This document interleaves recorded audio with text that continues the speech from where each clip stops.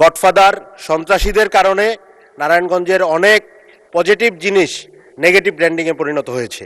অনেক পজিটিভ কাজ আমরা কোনো ধরনের কোনো সুফল পাইনি।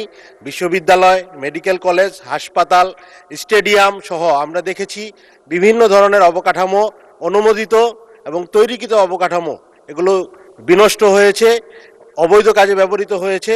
কোনোভাবে কোনো ধরনের পজিটিভ কাজে বা নারায়ণগঞ্জবাসীর উপকারে আসে এইরকম কোনো কাজ আমাদের অতীতের জনপ্রতিনিধিরা, গডফাদাররা বা সন্তে ধন্যবাদ জানাতে চাই নারায়ণগঞ্জ চারবাসী যারা বিপুল ভোটে আমাকে বিজয়ী করে একটা পরিবর্তনের লক্ষ্যে যাত্রা শুরু করেছে।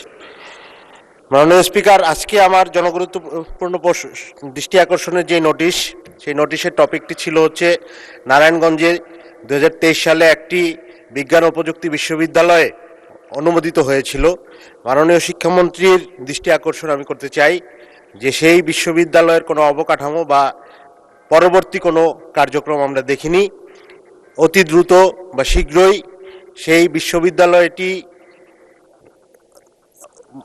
অবকাঠামো তৈরি এবং বিশ্ববিদ্যালয়টি কার্যক্রম শুরু করার জন্য কোনো ধরনের কোনো পরিকল্পনা আছে কিনা সেটা আমি জানতে চাই মাননীয় স্পিকার, শিক্ষামন্ত্রী মহোদয়ের কাছে। সেই সাথে মাননীয় স্পিকার, আমরা যেটা জানি যে নারায়ণগঞ্জ একটি অবহেলিত জনপদ। অবহেলিত এই অর্থে যে বিভিন্ন সময় নারায়ণগঞ্জে বাংলাদেশের সর্বোচ্চ ট্যাক্স পেইং জেলা হলেও আমরা দেখেছি গডফাদার সন্ত্রাসীদের কারণে নারায়ণগঞ্জের অনেক পজিটিভ জিনিস নেগেটিভ ব্র্যান্ডিংয়ে পরিণত হয়েছে। অনেক পজিটিভ কাজ আমরা কোনো ধরনের কোনো সুফল পাইনি। বিশ্ববিদ্যালয়, মেডিকেল কলেজ, হাসপাতাল, স্টেডিয়াম সহ আমরা দেখেছি বিভিন্ন ধরনের অবকাঠামো, অনুমোদিত এবং তৈরিকৃত অবকাঠামো এগুলো বিনষ্ট হয়েছে, অবৈধ কাজে ব্যবহৃত হয়েছে। কোনোভাবে কোনো ধরনের পজিটিভ কাজে বা নারায়ণগঞ্জবাসীর উপকারে আসে এইরকম কোনো কাজ আমাদের অতীতের জনপ্রতিনিধিরা, গডফাদাররা বা সন্ত্রাসীরা করতে দেয়নি।